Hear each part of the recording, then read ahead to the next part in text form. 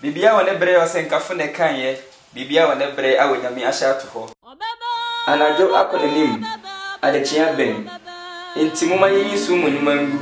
na yenhye kan akodie den na ojo asasi so na babo ben na do ni pebiabo ye wowo ena manfrafo ewa hawo yeni kruet na wada ewa asasi so ne eba na chiri kwan na yehwe intija ebone ye enche na da weba na nyamba na da fo huma ade bia ku enyitam se da ko ye la se inflation apem na inflation apem ye ne se da ko erade enche ne bohye hu se de ebinum ebuse eche na mum ama na boje chemam am pese ni pe biara bayira na mum pese woni na ba le sakram na erade dan be pase ni yifo ba emu na ausro de kukudu betwom akọ na ewie mu fitiase dig na behyew na asase ni emu ni na behye onipa enim ne bre ntisade achiwa botrene abrabo na edaw mo nipa se wo prekope eno achi no okoshi atemu mo ma we enyem wanwa efrise don na reba a wana wanwa adakamenam na betenene na wan fredi na wana wan papa no beko enkwasoro na wana wan bono no beko atemu soro ose hwe oba ntam okala ketia de bre obiara sera ne nyuma esitie yo odofo a wani guso a ohweme onyame asumde enkan medawa se onya daje na unso ohweme ewo afidie so osampaka ni Philip Wiafe True Faith Church International onyame asumde enkan enan so da so nkon ebopon enso ede achen na wadom yen wo nkwan na wada onyankopon ase efise adom ene nkwan ene omobro efide nyankopon chen mama meto ama meto onyame asempa ena menu ebabesia Bible maeti ase wo John chapter 9 verse number 4 say adechinwe yen no small ni Yesu Kristo na duma na de same riba menua obi entumi mo duma bio nti yemfa ya daji anase adaji kakra yenyan yemfa emma obo ade yankopon enya so emfa na asem fese bia na opese wote asem bi ntino ma de pa achenwo odofo yemfa yen enhye onyaminsa ade na atutum faja oyo odon fo no brohunufo onkan no be won mobo edon na ebre mu ombi aso na akoma bia mu na asem pa ebai embedi hene o yeni pebia mu Yesu di mu admuniti amen yo sabi be di chakese emma apostle John Owusu Echan senior apostle bebia obia mechiawo ene mpani phone na afen so misofo pastor Ruben Fosu minja wodi mboda o mpa ibom mu akese odi aboa me onyame asumdi enkan wona wonkafo onyame insha mo papa sabi na me no echo nyame asema to ne din se hwo kasa yi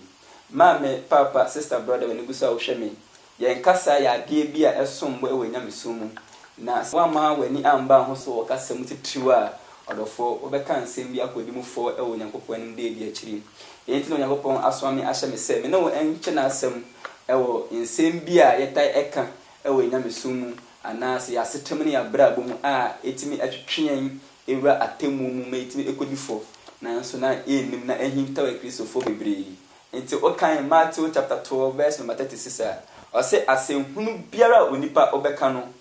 eno na wewuso akonta won sam so ene benam bebu bem won sam so ene benam bebu fo intina we ma yeti asese asem bia onipa obeka no na chese ede ukọ atemu mu na ebesi de hu se ensem ayeka na ye ensempa na ase ensembone intina Bible ma yeti asese yembata kenkan efutu ene nkyerechire obi wa na onim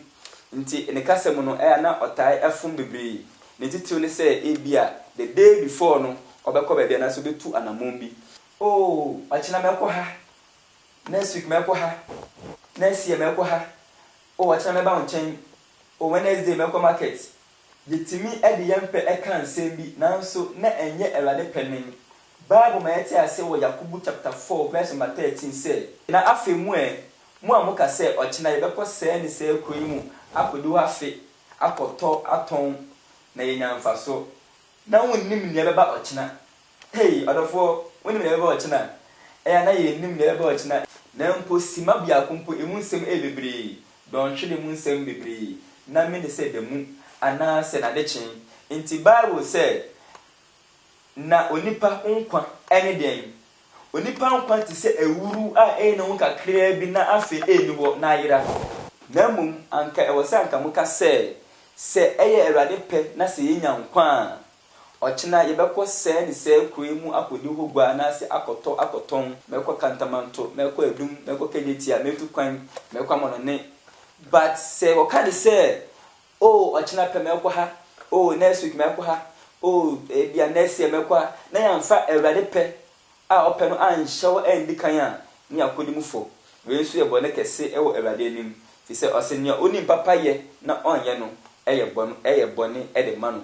nti Bible twen ya adwen asisemba kumeni bi se ye kan asem bi a yemfa open emfa Awurade owura bi etena ase na onya no ba pi na okache ne kra se me kra didi nom na wo na mapa pi a ye asiesema infishia pi na oso Yankopɔn te ne kasa no na okache ne so kwasea anadwi ya ye beje nkwa efimsem na behwe nya wo de na mapa pi na wasiesi no ebefa odofo we ma yeti asese yen kasa emu wo tumi ne kasa nso emu wo afobu kase e wo ba bianim enti kwan bi abefa so a wo be hyehye wonsem no e wo se utimi ehwe ni yi nti anka onipa ya anka meka ne wasesa anka omua na no a anka wankonya sa ohawi efi se onim na ebe ochina bebre night mi kan sa ekonya amane bebre night mi eka ne sa ekonya asotwe na nso insha na wo se na wati dan den na wo be kan se mi wo de Awurade din ni tumi be di kan na ne mu nyam betimi edi wani mu kan etimi adadi ewo so wetimi ayenhira men say obri bebre odofo yentumi ka enhwe nyame asemu yenko Revelation chapter 16 verse number 8 Bible say na obofo a otoso anan no ehwie ni kuwa mu abufu egu awia so na oma owia no ahoden se onfa oja no oden enhyehye nipa na wode ewuru anu oden pa ehyeshi nipa ma wokan no ohaw isu ahoden hu din hu ebususam once a kire wan din ankyene ne munyam alofo sa asem ya asem bia so etimi ehye ne nso ewo nami asemu te se Bible se ene edi achi mo na se ewiya brim no onyame ankasa ma ewia na ahoden na mabofo tumi ni abra no so se wonfa ewia anas ewuru anu oden afa hyehye nipa ampa yedi ho adanse ene te se ene se ewia ni pia ehu ni se ewia ne bopa se ebre ewia ne boy betimi afa so sa mu ahye ade ne munyama anka insha ne yen so nyame na ebo ewia obi kura timi ka se na ma isu kura be ne kwase ade bio isu so eton kwase ato ewia de anu ode dodo ewia de adan dem bone kwa na yaye da bio onyame na to nsu no gbo ewia na ye ni na ewo ni bremu enya ni mame mo mo bremu de enya nya ya da ma isu be ne kwase ade bio mame nti wan na eto nsu na wan na egbo ewia eba ne sa pe enye nsu na de ni na temu wo didi de owo saa tumi ewo adeban so wo didi na tem na o ka ne di ho abususem nti anke betumi a yemfa nhye ne munyam mum anka ne papa mu na emra ewia ne bono na wo hye ngopɔ ne munyam se o papa insha nka odin wo na wo tumi ni ahoden hwe se ewia ibo na battery bi anhyem na enyisu generator na enye hwe na so ewia ya bo fitimre santin ko simre santin papa ni munyam ni insha nka odin wetimi ahye papa ne munyam mum na ne tumi etimi adadi ade nyam fi se no aye ina no oyema biribi enti se ewia bo se so to se fama efa na enye nya wo pa na se ye ebra nka wo hwe ne mu kwan na akoba ne saa odofo hwe se pentem enka ho asembani bi ana se nka ho asembani bi kura eba ne saa pe na mensa ana se nyame bufu betimi aba wo so ne betimi ayo hawo odofo saa se ni asem a befa wo cho emu nyame yie pa se asem bi a menu mienu na yedi mu fo bebre na ye nim nti afi no nyame adom onam na koa so eyi nsema kase bi ewo nyame asem ede atwe yadwe esi nyame asem ana ne se nyame pe enne kasa so ifi se ose obi ka asem a onka no nyame asem nti na me ka ne saro ose dia obusa eja se eden na wo ye anase eden na wo chin we no onwie Isaiah 45 verse number 10 eye na se nyame ye obi adom na ofa furu bosoma akon akwantu owie ni tu na osua suwem a yemu no do na eta busa safo no se mame unya den mame unya den Bible say bone kese nti no ose eno menka nia obusa enna ana se ja se eden na wochim we ya na se den na wo we efi se onipa a wonipa eden ni no nipa bewo onipa ewu nipa nti wo ko busa se eden na wo we ya na wo se busa se apart from onipa no onipa betima sanso awade foforo enso entisa nti Bible say nia obusa enna ana eja se eden na ochimwe no onwie busa ne se mame unya oba anase unya obema na ayefefefe eno so ya asema se otimi hye ne so emame na obeye nhira ka se amen ne to so enan so eye asemba ko a ehinta ekristofo eye agro bi a eye ayetan bi se epufu April Fool. April Fool ɛyɛ agro bi a meni bebi efi mum. Pacho ɛhe papa na April faaye na ɔbɛyɛ fool ɛwɔ wani so. Ɛna sɛ otim bisa ho. Na agro we no aya na yɛ me ya sɛ Kristofo ni wiasefo na ebudi saa agro yi. Ode ɛhwɛ asengo Esther chapter 3 verse number 7. Ɔse na ɔsram a edikan ɛne ɔsram nisan a ɛte sɛ oforisuo. Ode Bible no ambɔ bosom bi adin sɛ April mum de. But the ɔkan ne sɛ ɛte sɛ oforisuo. Nti bisa ho sɛ twika sɛ ka sɛ oforisuo a ɛyɛ bosom bɛn. April na ɛba ne sɛ na afɛ de April yi abɛyɛ fu yi. Ode yɛn fa Bible mu asɛm kranto nkyɛn. Na yɛmu sɛ sɛ enti saa da ne edu na unua bi a on de ɔtene ba bi ɔdwe ne ho okɔ ne nkyɛn akɔ daadaa no wɔ bra asɛm a wɔka kyɛn no ɛyɛ no korɛ na ɔma no eto na mu bi a ɛmmoa bisa ho sɛ so agro bi sɛ ɛfata Kristofo ana efi sɛ ne di kan watwa atoro na to so abien wase Onyankopɔn sɛ ne bosumi a edi kan no so ɛyɛ kwasea ɔrɔfo yɛn hwɛ nkasa yɛ na nkasa so na mebu yɛn bem na nkasa so ebebu yɛn fo